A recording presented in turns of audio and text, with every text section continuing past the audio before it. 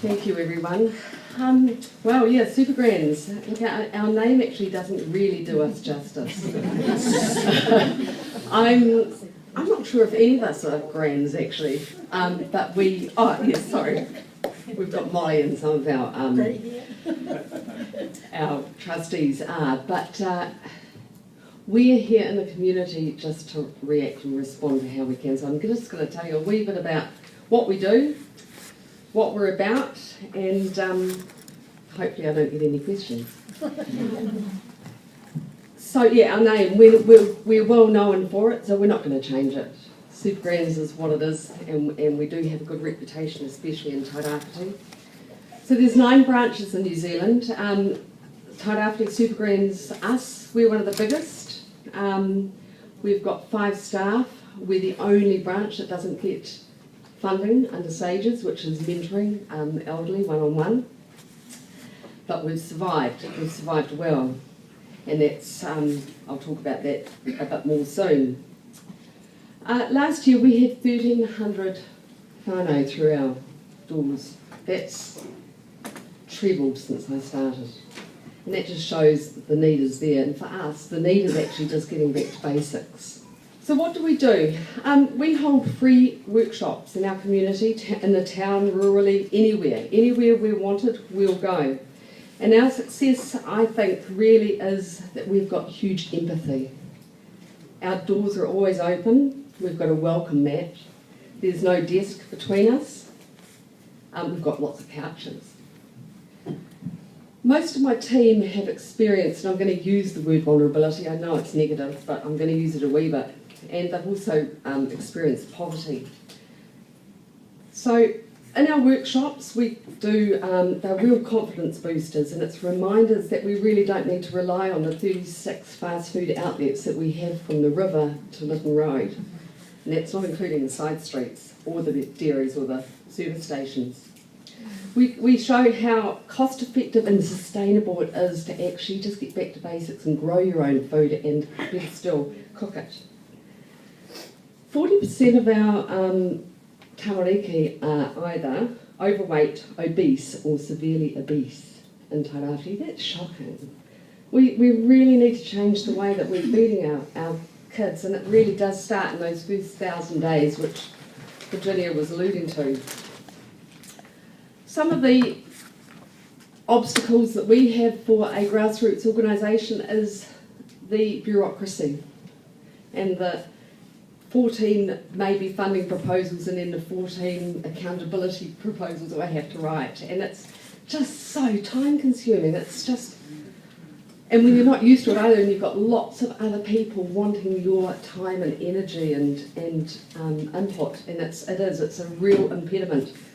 But in saying that, we're also extremely thankful to our supporters. And Roland, I love your surprise visits. They're scared the living jeepers out of me. Getting to our workshops, some of our most popular workshop is takeaways to makeaways, and that's 5 main meals for a family of 5 made on $60. Now that's way cheaper than a Happy Meal. It costs $2.40.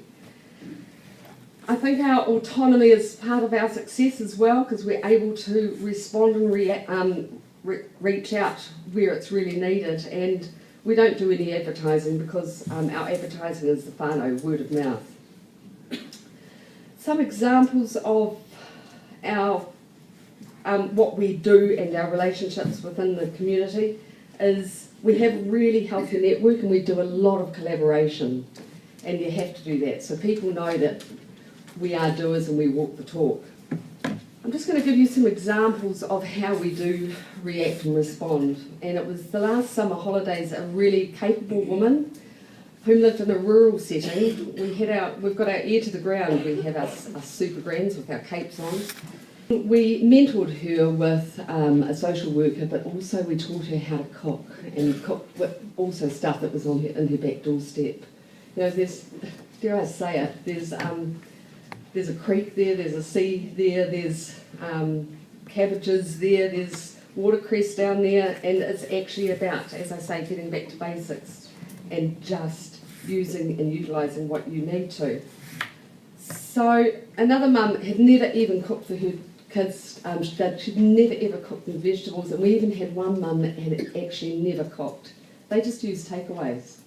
I just can't fathom that. My first idea, which we were asked to come up with some ideas, was that whānau are supported and given tools to reduce their risk of vulnerability, and that's what we do at SuperGrans through our workshops or our one-on-one mentoring. Now you'll see just coming around just some figures on obesity, which are really quite shocking, and it's to do with the socio-economic effects of obesity and where SuperGrans really comes in. So whānau, they must be able to reduce their vulnerability and increase their resilience, and one or the other won't create change in isolation, and if they are too vulnerable, they won't be able to build the resilience and create the change. So SuperGrans Tairāwhiti, we've been really, really fortunate, and I'd like to take my hat off to MSD here. They have been wonderful with more or less giving us some pūtea and a blank canvas and saying, go for it. And that has been amazing. So we have got a framework that we've started. Tiffany Harvey-Jones was part of that, and it's called He Kakano. And it's actually about really having a good look at yourself, our family or whānau that need it. It really peels back the onion right to the beginning of what is happening, where are you from, why aren't you coping, what can we do to help? Let's write the story into a more positive one. And we've had the most amazing outcomes. It's been fabulous. This is our second year, and we've now made it into 8 weeks instead of 4 weeks, because the feedback from whānau is they just didn't want it to stop. It was just making such a difference for them. It's so humbling to watch. When whānau turn up, they are seconded by WINS, and honestly, they're dragging their heels up the hallway, and their faces are down, and they just don't want to be there. Come day 2, they are whānau, and they are family, and they're hugging, and they're there at 8:30, and they can't wait to get back in. And I think it's because we give them the options and the answers, not mainly the answers, but maybe the tools to be able to cope, and maybe just a bit of foresight. You know, the one thing that really resonated with me the other day, a woman came up to me and she goes, I didn't realise I had qualities. Anyway, our workshop is now called Transformative Life Skills, and we believe in it just absolutely does do that, transform our whānau. We bring in other agencies like IRD and talk about entitlements and what you can get help with, the Law Centre, drug and alcohol specialists, budgeting, mental health issues, Ministry of Education just to help our whānau on working out about stand-downs, what you do, how you talk, how you even communicate with the school.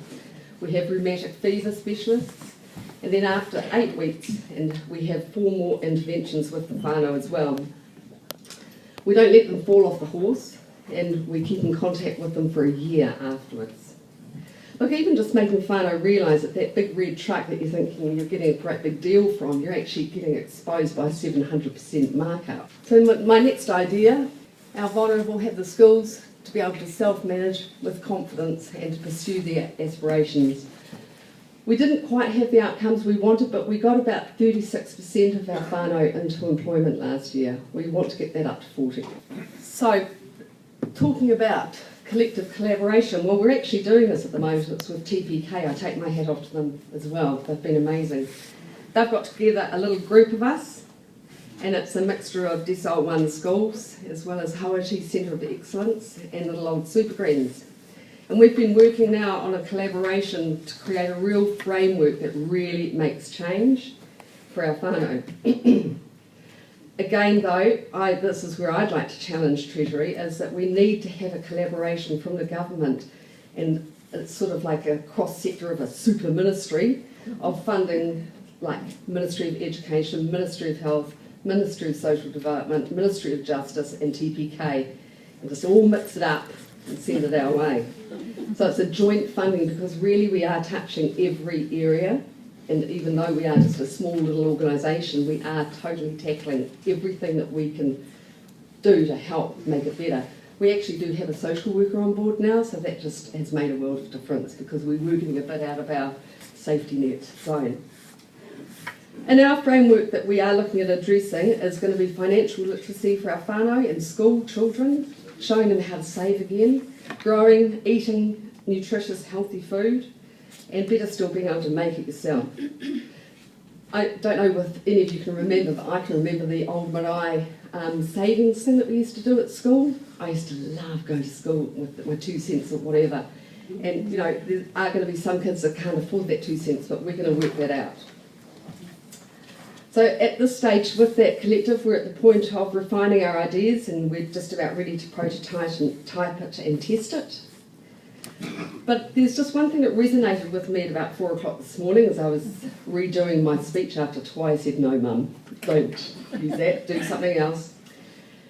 And this is it. If we lift up the health of our most vulnerable, you lift up the health of your whole region. This is exactly where we need to be investing into targeted public health and social service interventions that actually work. It will be the most efficient in terms of health and social gains and the most cost effective. It's ineffective and it's not cost effective to allow social and health inequalities to flourish. Thanks.